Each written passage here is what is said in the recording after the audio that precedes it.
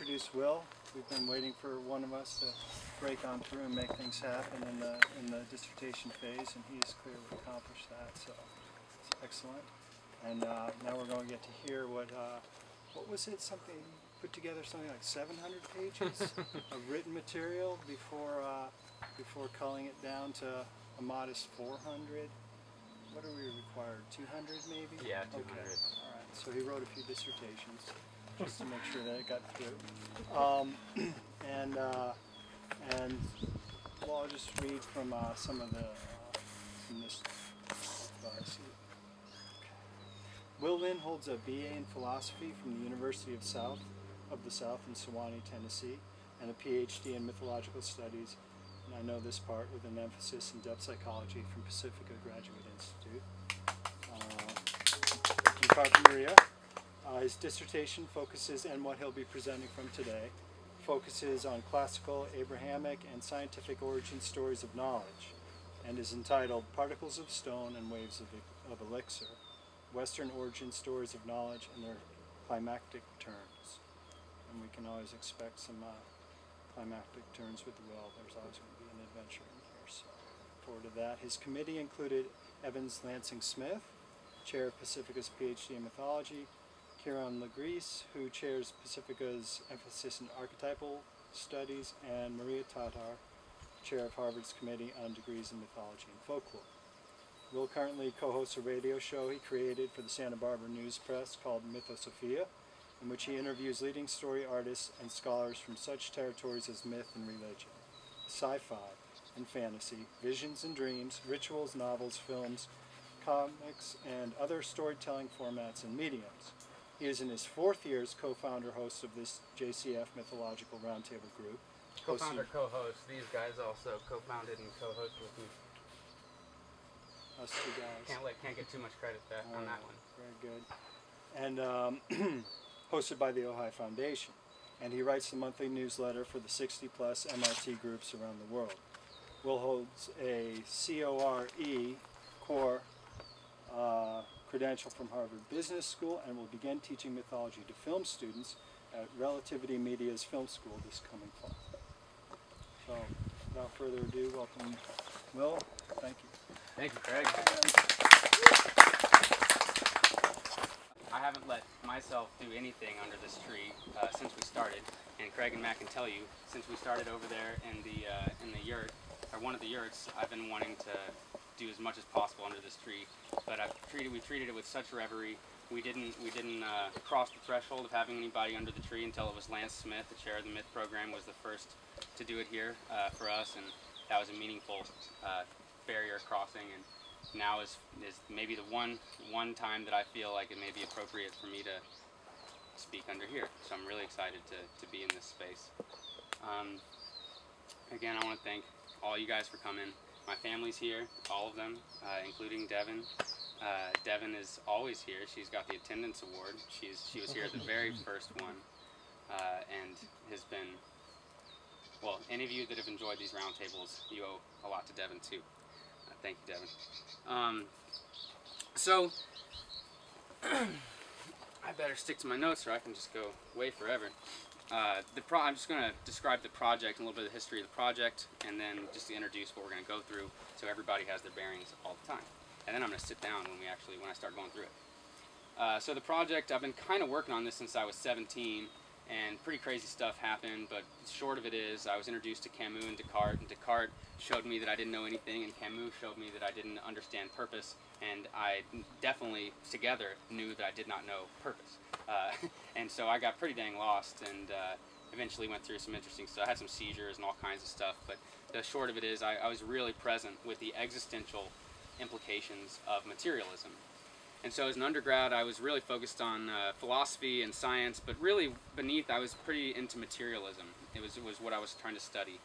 And not because I liked materialism, but because I was very frustrated with its implications. In grad school, moving from philosophy and science, I moved into, of course, mythology, where I continued my study of materialism into myths involving materialism. So the dissertation itself is really a synthesis of not just my undergraduate work and graduate work, but also probably the deepest rupture in my own path.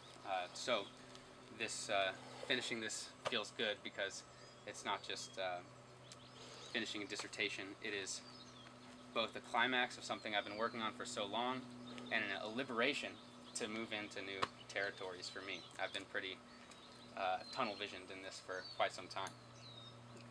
So for this presentation and for the dissertation, I've been very influenced by the scientific method, which is to present your hypothesis, go through the empirical data without any conversation of your hypothesis while you do it, then to re-examine the hypothesis based on the data.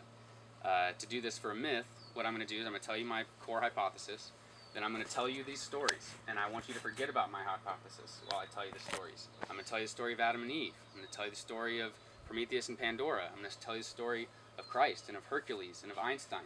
These are great stories. Forget my hypothesis and just listen to them, and that will be the best way to for us to do justice to this project, to this conversation. Then I will return to the hypothesis at the very end, and we will check to see if how they did. We're going to stop about halfway through and to see where we are right now. So we'll stop at about just before 7, and we'll talk about, and we'll take a break and stuff. And then when we come, so the first section I'm going to do the story of Adam and Eve and Christ, the story of Prometheus, Pandora, and Hercules. We'll take that break. We'll come back. I'll do the history of Western materialism from the beginning with Thales through to its rupture with Einstein. And then we're going to really dig back into the hypothesis in my thesis. Now, I'm going to introduce these core hypotheses for them to percolate. So the first hypothesis is that, I should say first, my topic of study are myths of knowledge. So the big focus for me was how can a myth convey knowledge, and more specifically, myths of knowledge. What knowledge do they convey? And so I looked at the story, the Abrahamic story of knowledge. So for the Judeo-Christian and Islamic stories, you have Adam and Eve. It's true. It's the origin story of knowledge for all of them, and Iblis as well. And we're going to talk about Satan's fall.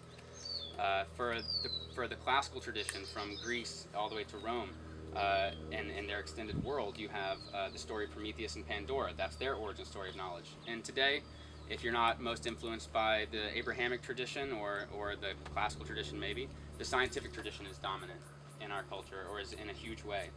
And so we'll be looking at that origin story of knowledge. And so my first hypothesis is that all of these three origin stories of knowledge have a certain consistency to them. That consistency is that they all convey an entry into a materialistic cosmology. I'll explain what I mean, but in essence, there's an entry into materialism, limitation to the body, limitation to material life, and we'll talk more about that. The second hypothesis is that as these stories continue, so Prometheus chained stone, eventually he's freed by Hercules. Most people just forget and just leave him stuck on the stone in their imagination. But the stories continue. The story of Adam also continues. The story of Christ is deeply embedded and interwoven with the story of Adam. And of course, the story of science continues. So the second hypothesis is that as the stories continue, there's an inversion of this original entry into matter and materialistic cosmology and a transcendence from material limitation, which also means the limitation of the mind to matter. The third hypothesis is that this actual transition to make the switch, there's a certain fulcrum, a certain lever, and that specific point of switch, I believe, are fluids and waves. Symbolically, they show up as fluids, elixirs, and in science and physics, we're talking about waves. And I don't want to explain more of that until the end, but those are the three primary hypotheses. And so the core is that I believe that there is a consistent meta-narrative in the three core Western myths of knowledge, and that this meta-narrative conveys an entry into a materialistic cosmology, and then through elixirs enables a transcendence from material limitation.